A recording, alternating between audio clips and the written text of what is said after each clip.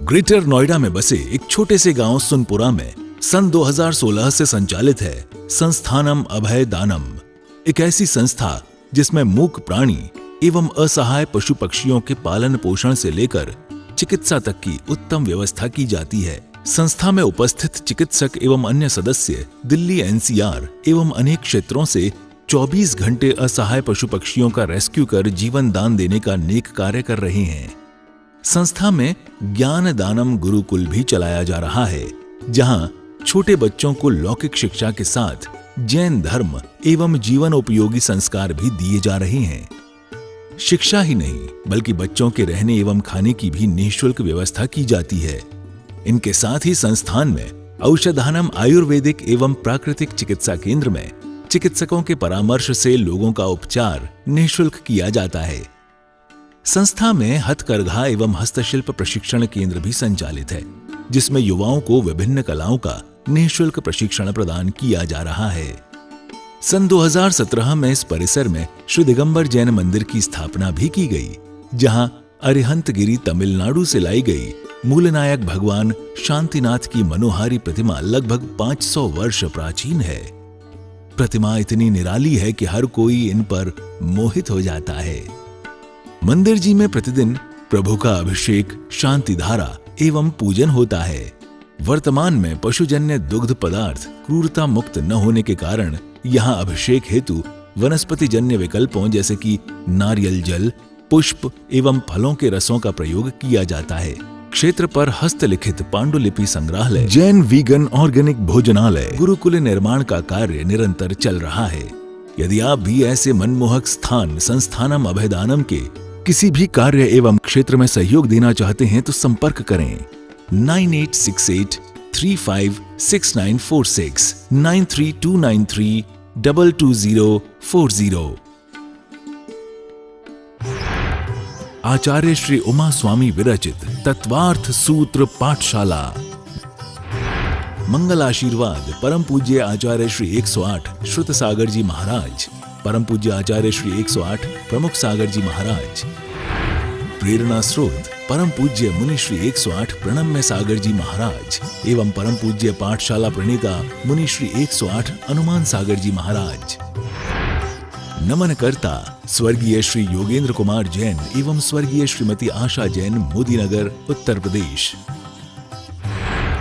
प्रायोजक ज्ञान दानम गुरुकुल। अब अगला सूत्र लिखते हैं व्यंजना व्यंजनस्या वग्रह, व्यंजनस्या वग्रह।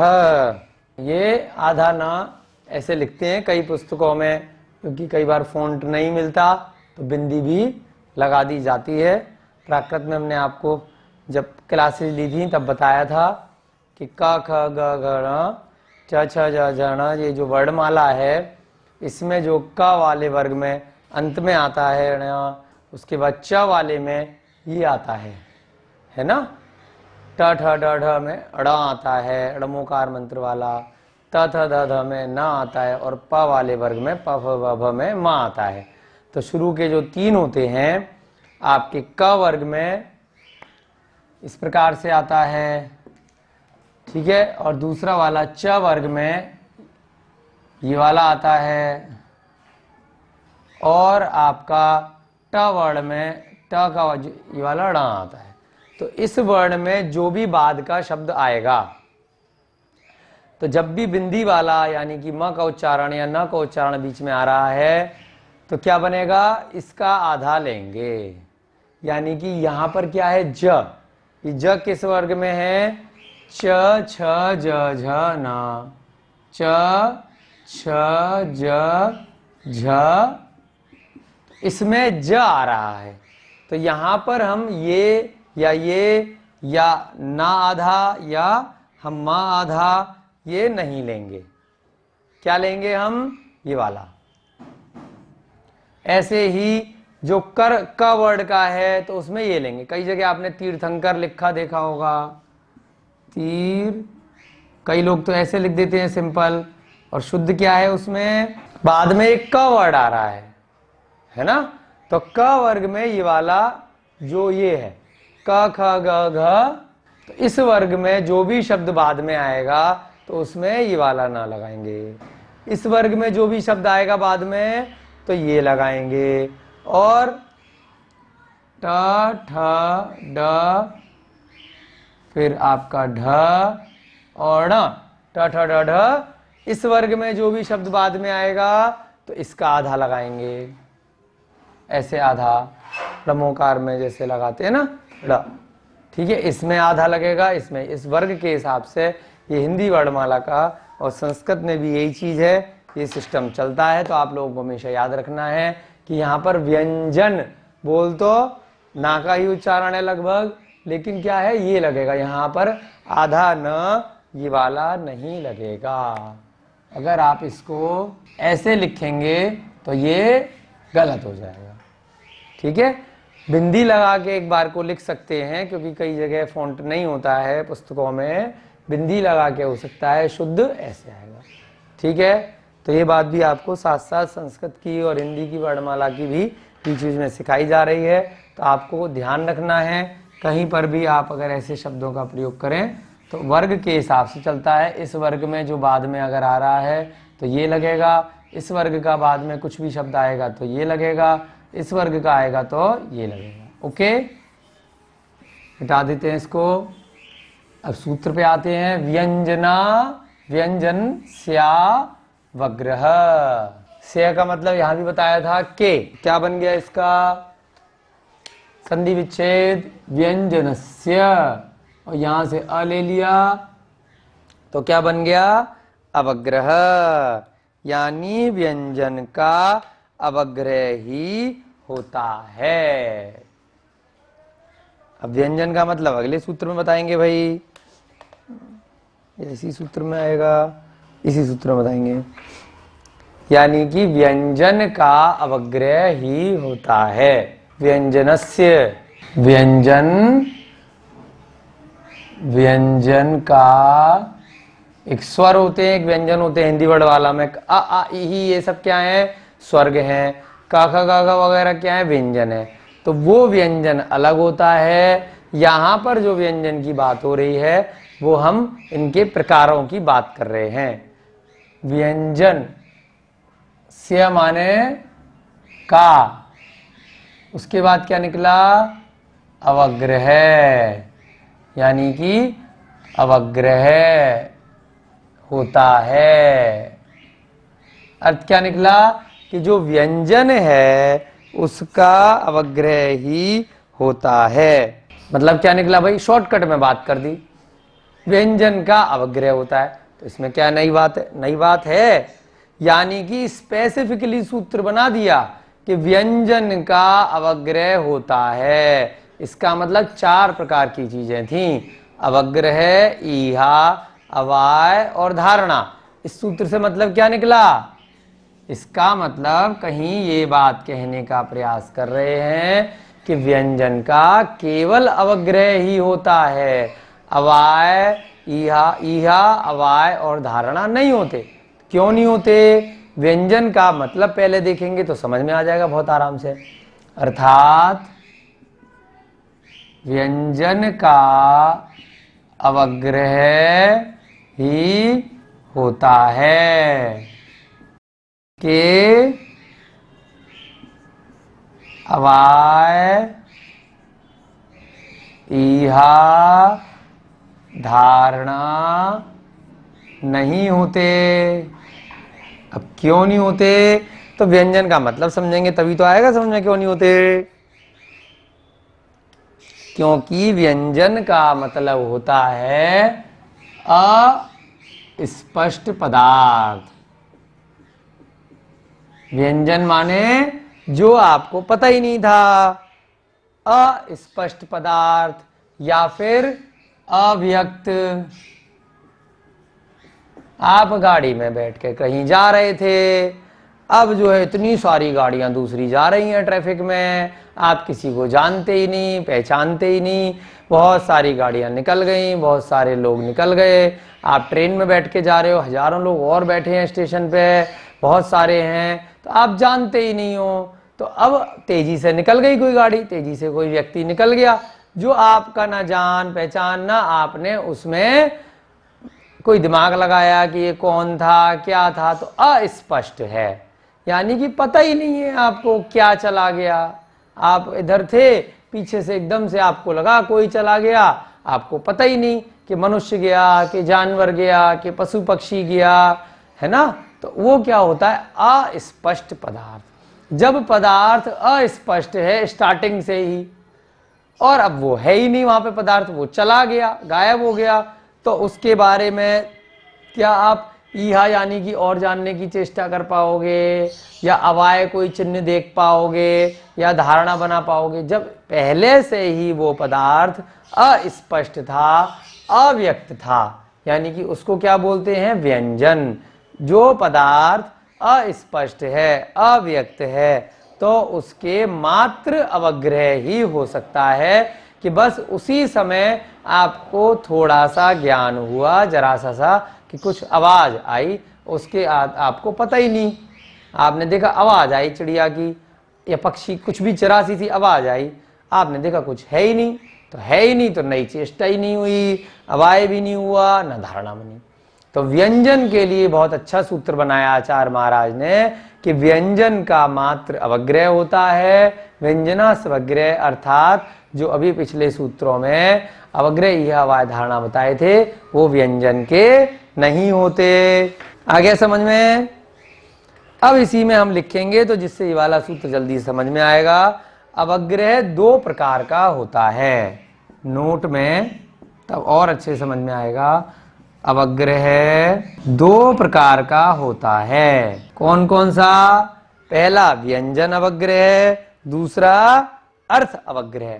अब जो अर्थ अवग्रह है यानी कि ये दूसरा वाला अवग्रह है जो इसका विपरीत है, जिसमें वो पदार्थ स्पष्ट था, यानी कि आपने कोई चिन्ह, आपने उसको ढंग से देख लिया था या अभी वो वहीं था, जैसी आवाज आई आपने देख लिया, वो चीज थी वहां पर, ठीक है। तो आप उसके बाद फिर और आगे की चेष्टा कर सकते हैं। अवग्रह दो प्रकार का, पहला व्यंजन अवग्रह, दूसरा अर्थावग्रह। पहला व्यंजन, व्यंजना भी लिख सकते हैं क्योंकि जब हम उसको जोड़ के लिखेंगे व्यंजन अवग्रह, और दूसरा अर्थावग्रह, या संधि विच्छेद करेंगे तो अर्थ अवग्रह।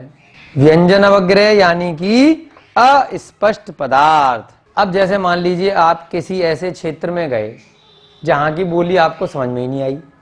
अब अलग अलग क्षेत्रों की, अलग अलग प्रांतों की, अलग अलग देशों की अलग अलग बोली है, आपको ज्ञान ही नहीं है। अब कोई लोग बातचीत कर रहे हैं आपस में अपनी भाषा में, आपके लिए क्या है, अस्पष्ट है। तो जब आपको पता ही नहीं कि क्या बात हो रही है, कौन लोग हैं, क्या हैं, तो आप आगे की उसमें चेष्टा कर ही नहीं पाएंगे कि इन्होंने क्या बोला, कैसे बोला, और फिर धारणा भी नहीं बना पाएंगे।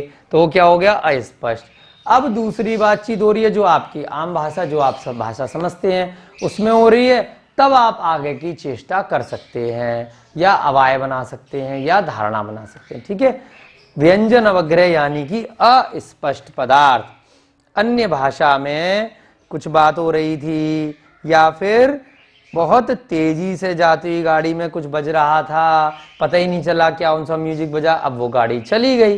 तो व्यंजन अवग्रह यानी कि अस्पष्ट पदार्थ। उदाहरण लिख सकते हैं, अन्य भाषा में कोई बातचीत हो रही थी, आपके लिए समझ में ही नहीं आया कुछ भी, या तेजी से कोई गाड़ी जा रही थी, उसमें कुछ बज रहा था, है ना। अब ये नहीं पता क्या बज रहा था, अब वह गाड़ी चली गई, तो उसमें ईहा अवाय धारणा आप कुछ कर ही नहीं सकते। अब इसके विपरीत अर्थ अवग्रह यानी कि अभी वो चीज वहां पर है, स्पष्ट पदार्थ। अर्थ अवग्रह अर्थात स्पष्ट पदार्थ, या फिर व्यक्त पदार्थ, यानी कि जो व्यक्त किए जा सकते हैं उसका ज्ञान, उसे क्या बोलते हैं, अर्थ अवग्रह। इनके क्या होंगे, चारों प्रकार हो सकते हैं। स्पष्ट पदार्थ के चारों ज्ञान हो सकते हैं, कौन कौन से, इसके अर्थ अवग्रह के, अवग्रह तो होएगा ही, कि भाई आपने उसी टाइम उसको देख लिया। उसके बाद इसका ईहा, अवाय और धारणा, चारों स्पष्ट पदार्थ का ज्ञान, चारों भेद हो सकते हैं, क्योंकि आपने चिन्ह देखकर पहचान लिया। तेजी गाड़ी थी उसमें, अब आपने, आपके पास में अभी गाड़ी खड़ी है, क्या गाना बज रहा है आपने पहचान लिया। उसके बाद किसने लिखा था गाना, कौन सा है, और धारणा भी बना ली। तो क्या हो गया, अर्थ अवग्रह जो स्पष्ट पदार्थ है।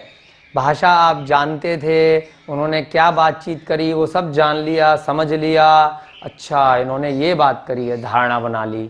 तो वो क्या हो गया, अर्थ अवग्रह के चारों चीज हो सकते हैं, व्यंजन अवग्रह का मात्र अवग्रह होगा। अब इनके भेद वगैरह हम कल की क्लास में देखेंगे। व्यंजन अवग्रह, अर्थ अवग्रह किन किन इंद्रियों से हो सकते हैं, कैसे हो सकते हैं, यहीं पर लिख लेते हैं, फिर आज की क्लास कंप्लीट करेंगे। व्यंजन अवग्रह के भेद भी आप नोट में डाल सकते हैं। अर्थ अवग्रह के भेद, 5 इंद्रियों, हमने पहले पढ़ा था कि मति ज्ञान 5 इंद्रियों और मन से होता है, स्पर्श, रसना, घ्राण, चक्षु, कर्ण और साथ में मन। तो 6 प्रकार से ये चीजें हो गई, और उसमें 4 प्रकार के अवग्रह या अवधारणा हो गए, फिर 12 प्रकार के हमने भेद देखे। तो इन सब को जब गुणा कर लेते हैं तो 288 प्रकार से अर्थ अवग्रह हो सकता है। अब यहाँ पर जो अर्थ ये बताया था कि अर्थस्य यानी कि अर्थ अवग्रह के, ये जो अर्थ अवग्रह है इसके सभी भेद होते हैं, व्यंजन अवग्रह के सारे भेद नहीं होते। तो इस सूत्र से ये सूत्र लिंक है। तो क्या बन गया, अर्थ के या 3 पदार्थ के होते हैं 12 भेद, और दूसरा इसमें जो अर्थ अवग्रह है उसके ये भेद होते हैं। अब इसी में अर्थ अवग्रह में ही एक नोट और आप लिख सकते हैं कि हमने स्टार्टिंग में मति ज्ञान पढ़ा था। मति ज्ञान कैसे होता है, 5 इंद्रियां प्लस मन, यानी कि क्या हो गई, टोटल 6 चीजें हो गई। ठीक है, अब अर्थ अवग्रह के भेद कितने हो सकते हैं, अर्थ अवग्रह के भेद कितने हो सकते हैं, इन 6 प्रकार से हो सकता है। ये सारा जो ज्ञान है मात्र आपको मन से भी हो सकता है, बैठे बैठे आपको शब्द सुन के कर्ण से भी हो सकता है, आपको किसी चीज का ज्ञान सूंघ के भी हो सकता है। तो कितने हो गए, 6 गुणा अवग्रह से, ईहा से, अवाय से, धारणा से हो सकता है।